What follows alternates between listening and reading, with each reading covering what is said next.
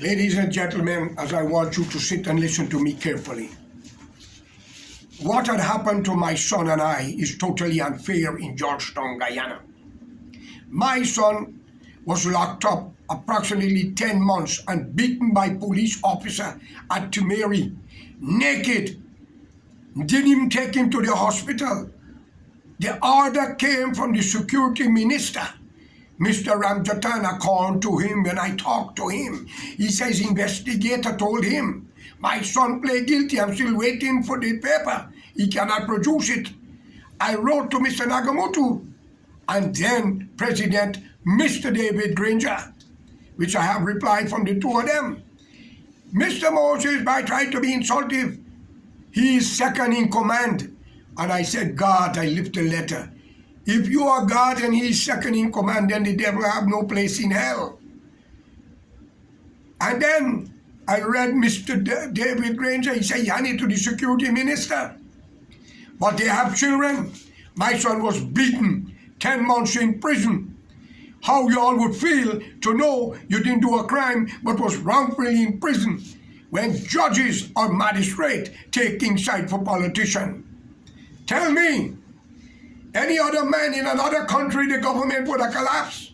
There would have been a revolution, ladies and gentlemen.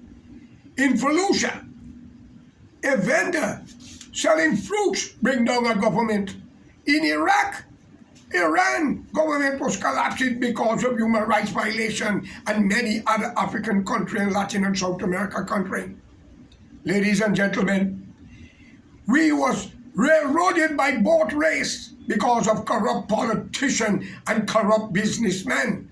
We own some land in London, Canaan, that Anthony Snow now is trying to open the scheme called Amazon scheme. We own it. We was blacked off from an Indian businessman who claimed he buy the egress and egress dam. We go to the NDC, it went through deaf ears.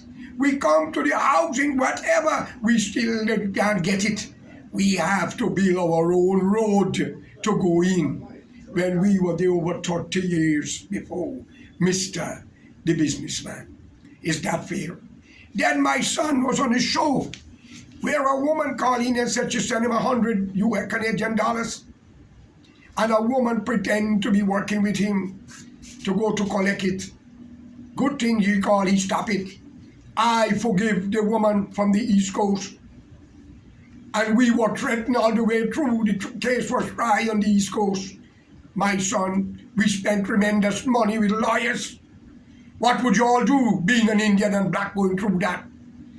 Tell me, if we didn't have money, what would have happened? And then you're telling me about racism? You're not seeing, ladies and gentlemen, who is it? Corruption and racism run Guyana. I'm not lying. Many Indians, women, was denied justice, and men, they had to flee. Ladies and gentlemen, there's a God. My son went through that. Not long after, the woman on the East Coast son threatened and talk all kind of thing about him. When he pressed charge on to this day, the TPP and the others on Diamond cannot make the charge come true. What you call that in a civilized country? I am calling on all pandit, imam and priests to come together and pray for salvation. I always say one thing, a nation that fighting itself with Venezuela want to claim 2/3 of the country and Suriname New River. And you're doing that. 100 and something thousand Indian was given house pat in Venezuela under the Hugo Chavez government. All they had to pay is the transport to receive. Free light and water, while in Guyana you cannot even get a piece of land, you got to squat and rent. I, George Correa, the man that you call a racist, I said the Ali government, president, should give 1.5 acre land per family, a man, a wife, and a kid, and 50,000 US to build your dream house. And am I a racist? And those who marry Indian marry black and black marry Indian should be given an award, a car as a gift. And the wealth of the nation should be shared among the 6 nations and give the Amerindian 35 to 40% of the world. I believe in God Almighty. I don't want to own heaven and put God through the step. So if I have offended you by saying that due to stress and anything, maybe I said it, I cannot recall, but not the way you all are trying to make it look. I apologize for it, if so be the case, because that's not me. But I leave everything into the hands of God, for we all have a day of departing. It called death do us part. The Queen just died. She didn't take what she done with her or what she had. Burnham died. He didn't take what he done. Jagan died. He didn't take what he done. We take two things, ladies and gentlemen, the good and the bad. So for my Indian brothers and sisters who get the message wrong, I ask for forgiveness, but for the educated and wise, I do hope I have your support, because we must unite.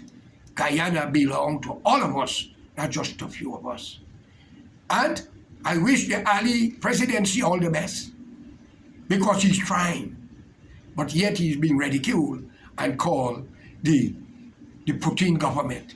The PNC was put into the state government. So ladies and gentlemen, let's throw the rhetoric aside and unite. Support the president if he's doing good, and if he's wrong, we have a right to voice our opinion. Respect one another, show love and mercy. But I've been blamed for racism. But some black women by the market insult a Chinese woman about China and Chinese, and I didn't hear nothing about it. Indian every day ridicule blacks, and blacks ridicule Indian. Who we call them jackass, call them the N-word. But let me be fair before I go. The word nigger is not a human being. Curse. It's a selfish person or a mean person. But there's a river in Africa named the Niger River that drains 9 African country water to the Pacific. And the coolie is not an Indian, he's a laborer. So if I had offend you, the Indians, learn one thing, then we have Africans and Indians in Guyana. We do not have Guyanese between the two of you. Why the Portuguese, Chinese do not talk about where they come from? You were born in Guyana. Love it, accept it. And may God be with all of you. I ask your forgiveness. That's all I can do. If I have done those things that innocent you all put out, I am sorry. I apologize. Have a good day.